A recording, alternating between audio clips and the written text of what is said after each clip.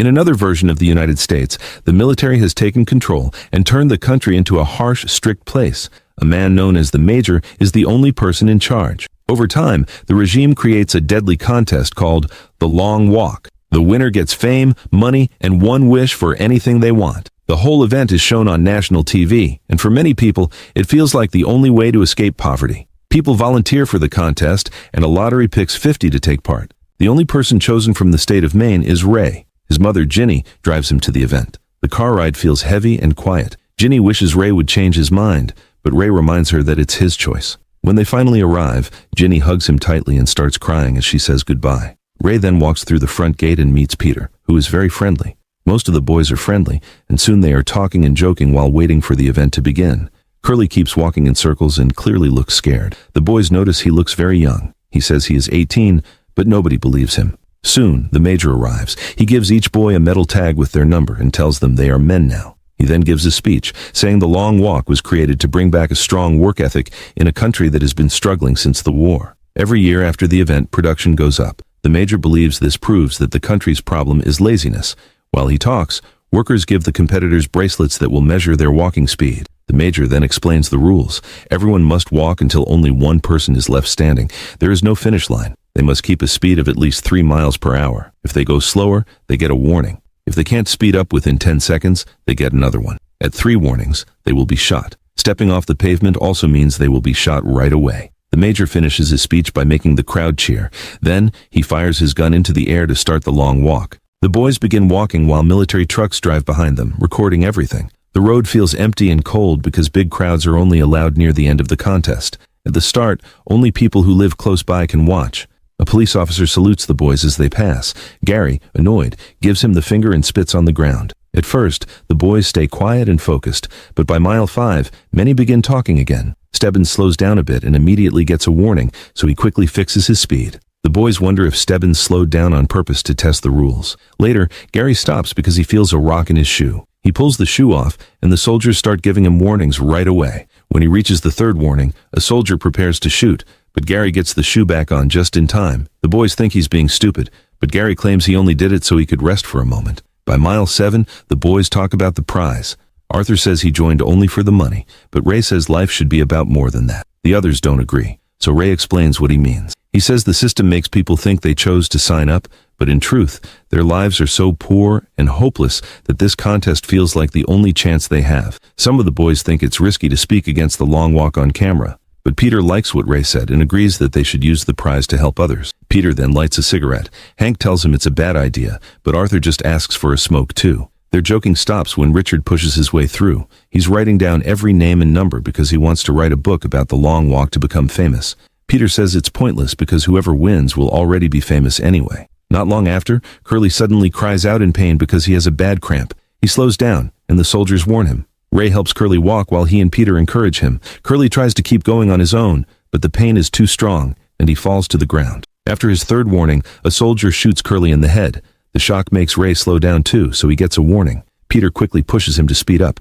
A moment later, the Major appears on the road and gives a speech about Curly, saying he was brave and should be remembered. Ray asks a nearby soldier for a refill for his canteen and lightly taps the man's gun as a good luck gesture. When Peter needs to relieve himself, he simply pees right in the road while walking. By mile 17, they see a young girl on the side holding a sign and cheering for Ray. The other boys tease him for having a fan, even though she looks too young. Suddenly, another boy collapses from a seizure. The soldiers give warnings while Gary jumps over him and laughs, saying the boy was hiding health problems. Soon, the soldiers shoot the boy, and Gary says everyone should be glad because now there is one less rival. At mile 25, Gary starts bothering a boy named Rank. Rank tries to stay calm at first, but when Gary insults his mother, Rank loses control and tries to punch him. Gary dodges every hit and Rank falls hard on the ground. He doesn't get up in time, so the soldiers shoot him. The other boys scream at Gary and blame him, saying they hope he gets taken out soon. Later on, one of the boys has to pull down his pants and poop while still walking. No matter how hard he tries to keep moving, he still slows down, and the soldiers shoot him as well. By mile 35, the Major appears again to congratulate the boys for making it through the first night. He uses a lot of fancy words to make the event sound noble. Ray starts drifting off and dreams about his mother.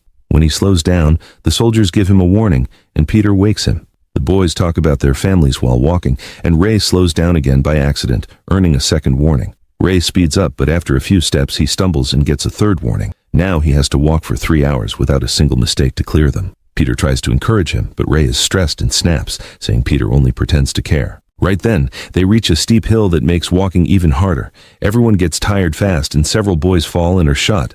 Ray tries not to think about all the deaths behind him, but Gary keeps teasing him.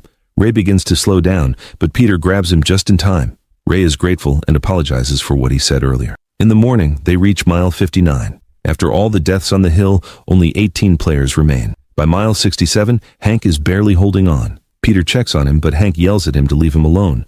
Meanwhile, Richard has been walking on a twisted ankle, and he finally slows down. The soldiers warn him, and Ray tries to motivate him, but Richard can't do it anymore and collapses. A soldier shoots him in the head while 2 kids watch from nearby. When the group reaches 100 miles, the major shows up again to praise them. One boy tries to escape by running into a building, but the soldiers shoot him instantly. At mile 103, the boys talk about what they would use their wish for. Peter says he would ask for 2 winners instead of 1.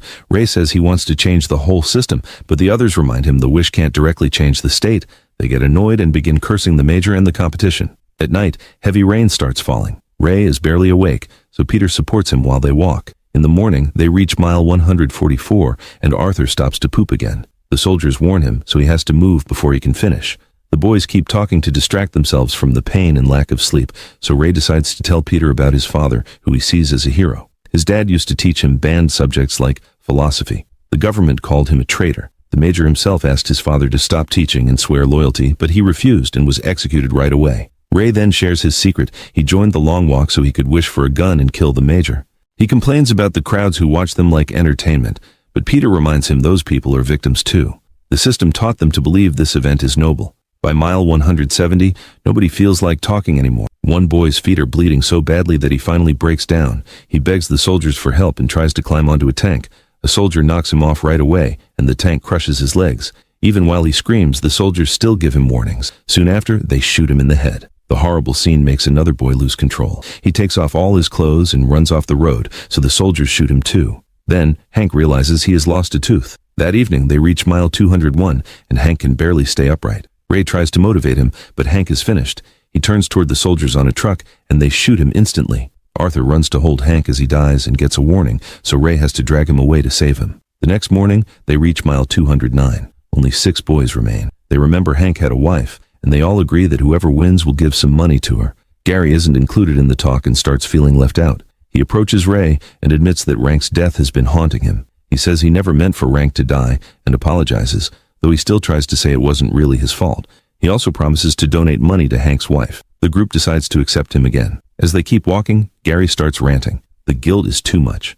After yelling at everyone, he walks ahead and uses a spoon to kill himself. The soldiers still go through the rules. They give him warnings and then shoot him in the head. By mile 260, the boys try singing to keep their spirits up. On the 5th day, they reach mile 278 and start walking toward Ray's hometown. Collie thinks Ray is lucky because he can see his mother, but Ray says it feels like a curse because he'll have to leave her again. At mile 286, they enter the town. One of Ray's boots breaks apart. Arthur warns him that uneven shoes will make things worse, so Ray takes them both off. His feet are bleeding. When Ray sees Ginny, he can't help himself. He runs to hug her. Ginny steps back and begs him to stay on the road. Peter grabs him just in time before the soldiers shoot. Ray yells an apology to his crying mother, realizing he isn't any braver than his father was. As they walk on, Peter tells Ray about his past. His parents died in the war, and he was sent to live with his uncle, who beat him until he died when Peter was 10. After that, Peter lived on the streets, stealing and fighting to survive. During one fight, someone cut his face, and he ended up in the hospital. He blamed himself and promised that from then on, he would always look for the light, even in the worst moments. If he wins, he'll use the money to help orphans. By mile 306, Stebbins tells the others that they should stop helping each other, or the walk will never end. The others agree, even though it makes them feel terrible. When Arthur's nose begins to bleed, they have to act like they don't notice. This pushes Curly over the edge. He runs ahead, grabs a gun from a soldier, and shoots him. The boys watch in horror as the soldiers shoot Curly right after. Curly refuses to let them decide his death too, so he ends his own life before the soldiers can finish him. At mile 324, Arthur's nosebleed grows worse. Peter and Ray break their promise and help him walk, but Arthur knows he doesn't have much time. He begs them to give his locket to his grandmother when they win. He also asks them not to turn around before he pulls away from them.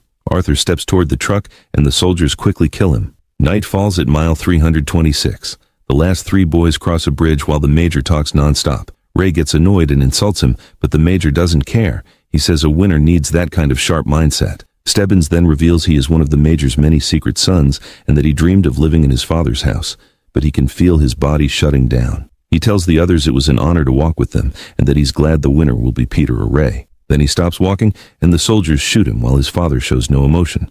Moments later, it begins to rain.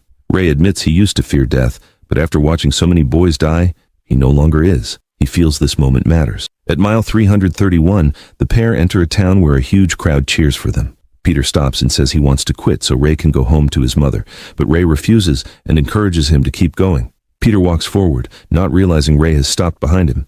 The soldiers shoot Ray, and Peter turns back to reach him. But since Peter is now the winner, the soldiers hold him back. Ray tells Peter that he loves him and says sorry to his mother before the major steps in and fires the last shot that kills him. Fireworks explode as the crowd cheers while Peter breaks down. The major congratulates him and asks for his wish.